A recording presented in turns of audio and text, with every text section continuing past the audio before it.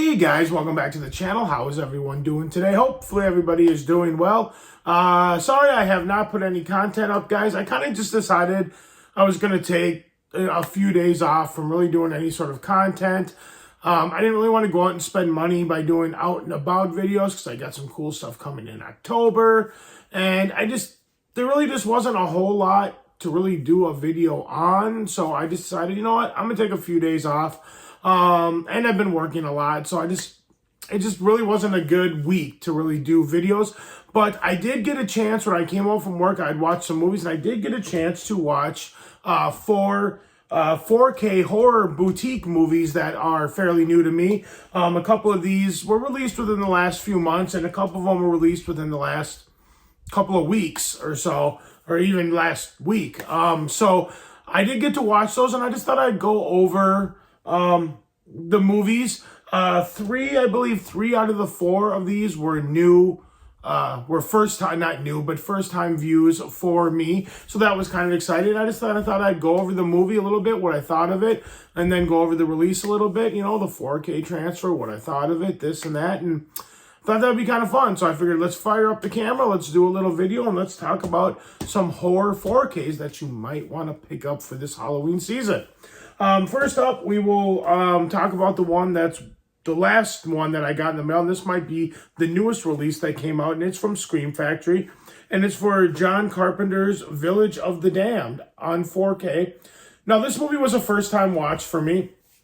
I've maybe seen parts of it, or I maybe saw it when I was a lot younger, and I just don't really remember it. But, yeah, it was pretty new to me. I didn't really recognize too much of it, or really any of it. So I think this probably was a first-time view, or at least a first-time view of watching the movie in its entirety. It's a remake from a 1960s movie. I can't remember exact year. And I haven't seen that version either. And this movie, I mean, I enjoyed it. I thought it was good. It was interesting. It definitely was not one of John Carpenter's best films he's done. It was a little dull. It was a little slow. It was interesting. I found the movie to be interesting, but I just thought the execution just seemed a little underwhelming. Not to say that I didn't like it. I did like it. It just wasn't one of the best that I've seen from John Carpenter. It doesn't mean that it's not worth your time. I'll just go over it real quick. Basically, what happens is there's this small little I think it's a little coastal town, and at some point during one day, everybody in that town passes out, and they come to several hours later, and a good majority of the women in the town become pregnant, and they all were conceived on that same day. That, you know, while they were passed out. Something happened while they were passed out. Well, time goes on. These women have these babies, and they all look very similar. They got white hair, and you can tell pretty much shortly after they're born, or shortly to the point of when they're able to kind of start talking and walking and stuff like that, that they're just not quite right. And there's a lot of unexplained deaths and suicides that happen that a lot of people are starting to think are being caused by these children. And they try to figure out what they're going to do to get rid of these kids. So, yeah, kind of a creepy movie. The children are a little bit on the creepy side, but it was a fun Friday night watch. I think I watched it pretty late at night on a Friday, and I did quite enjoy it. Like I said, it is a little slow, but it's still enjoyable. So I'm going to just show off. You do get a lot of special features. You can try to pause it. I don't know if you're going to be able to get those or not. But, I mean, it's Scream Factory. It always comes loaded with a bunch of special features. So let's just talk about the actual release for a little bit, about the 4K. I thought the 4K looked really, really good. I thought there was a lot of detail. I believe this had HDR 10. If it didn't, I'm not 100% sure if it did, but anyway, even if it didn't, I still thought you got some nice, dark, bold, true colors. The greens, the sky, all looked very, very good. The detail in the face looked very, very good. The grain management was very nice. There was grain, definitely grain there. You could tell that it was not fully removed. It was there, but it was nice and smooth. It wasn't over grainy. It wasn't under grainy. It looked really, really good. I really thought this was a very nice release for them. The sound, I thought the sound sounded fantastic. I'm not sure if it says in here. Okay, so yep, so we got Dolby Vision. And it looks like Dolby Vision and DTS sound. So, I mean, I thought the sound was good. I thought it looked really good. Overall, I think this is a really good release. You might want to wait till it's on sale. It probably will. I know they have their Shocktober sale coming up really quick, so this might be included. This might be a good one to pick up for the Halloween season. So, yeah, I did enjoy it, and I think you should pick it up. Next movie that we're going to talk about is from Kino Lorber, and it's Stephen King's Needful Things. I've never seen this version, or I've never seen this movie before, and the thing that's nice about this is you get two versions. You get the theatrical version, which is roughly, I want to say 2 hours-ish, and then you get the TV version, which is, I don't know if it says in here, it's super, super long, though. 191 minutes. So you get the 191 minutes, it was probably like a limited series type deal. So you get both versions of the film. I just opted to watch the theatrical film for the first time, but I will go back and watch the 191 minute. And this movie, I enjoyed this movie actually a lot. I thought it was really good. A new guy comes into, it's a small little town. A new guy comes into a town. He opens up a store called Needful Things. And he's got a lot of stuff in there that somehow seems to be very nostalgic to different people throughout the town. And he basically is making deals with them for these items. And you can tell pretty much right away that this guy is a little bit evil, a little bit supernatural. I mean, I won't tell you who he is, but you can figure it out pretty quickly who he is. And basically, he gets the townspeople to kind of just start turning on each other and causing complete havoc throughout the town. I thought this movie was really, really good. It had Ed Harris in it. I've always been a huge I can't even talk. I'm sorry, guys. It's a little early still. Ed Harris fan. But yeah, I thought this was really, really good. You don't get a whole lot of bonus features on here, but you do get two versions of the film. Looks like you get some audio commentary, whether it's new to this version or not, I don't know. But you do get both versions of the film, which, for the fact that this was only $21, and I looked, I want to say yesterday or the day before, and it was still only $21 on Amazon, that this one is definitely worth picking up just for those two versions of the film. The 4K also looks very, very good. Nice detail, nice dark, deep, bold colors, nice grain management. This one might have been slightly more grainy than the Village of the Damned, but overall, it looked very good. I really, really was impressed. The audio sounded really good, and I think this is a great release, especially if you can get it for that $21 price point with the two cuts of the film. Great picture, great audio, and an all-around just cool movie. This one I highly recommend. Definitely go pick it up. All right, so now the next two that we have both come from Arrow Video. This next movie we're going to talk about was batshit crazy. I've never seen this movie before. I believe I picked this one up when I was in Nebraska. And that's the 4K of Basket Case from Arrow Video. Yeah.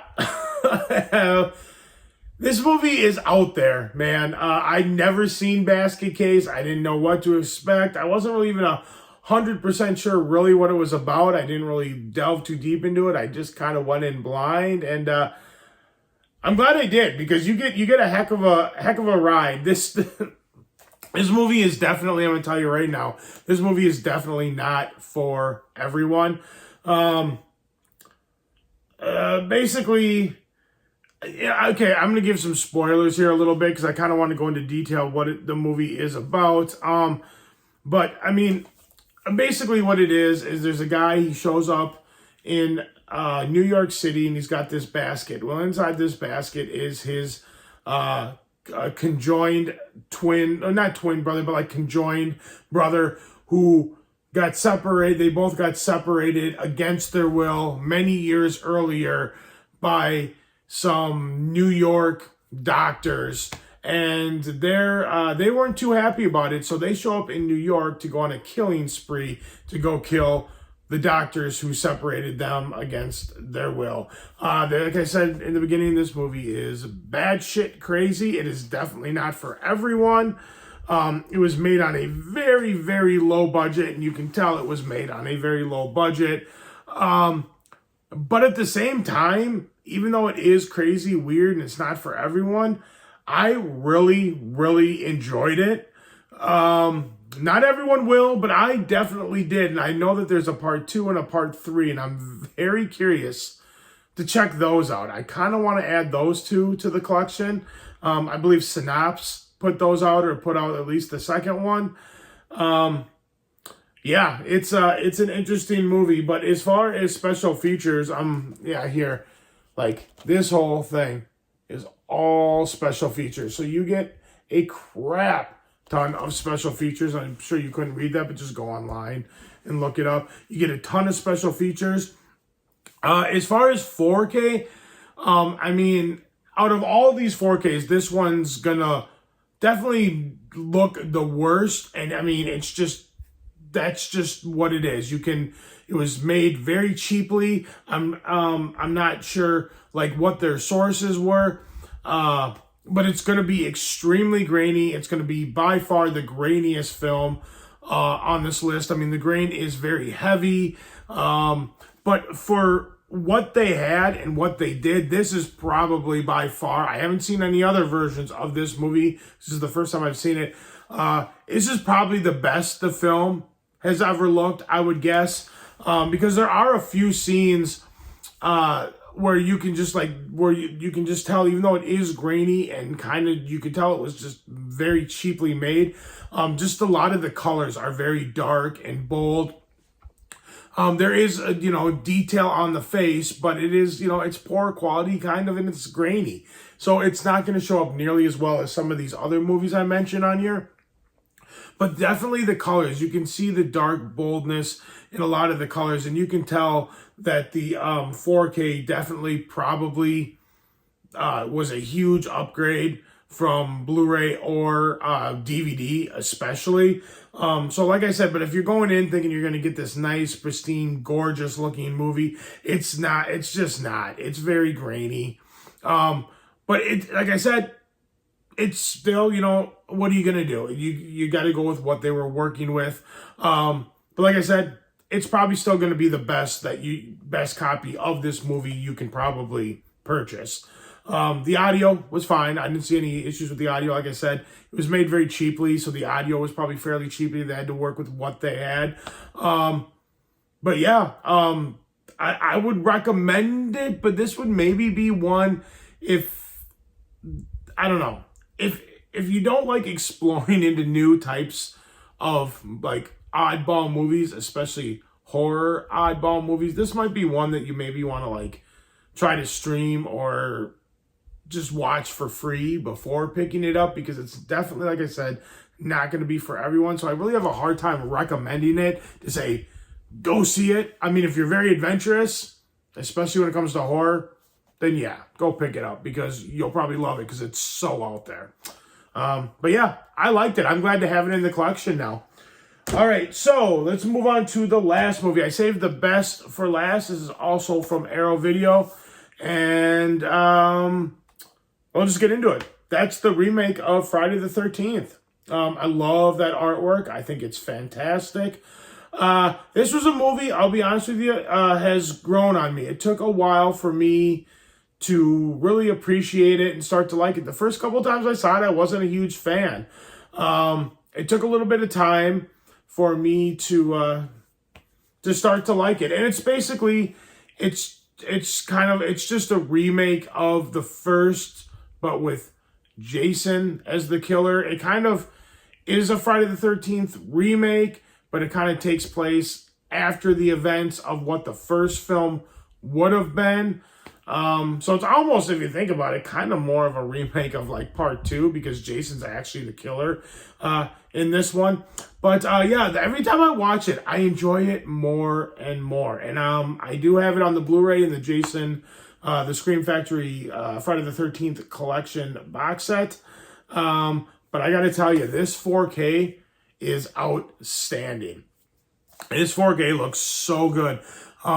I've noticed that there's a lot more detail in a lot of those night scenes that I just didn't notice when I'd watch it in the Blu-rays. Not to say that the Scream Factory Blu-rays are bad. They are not. They are very nice releases.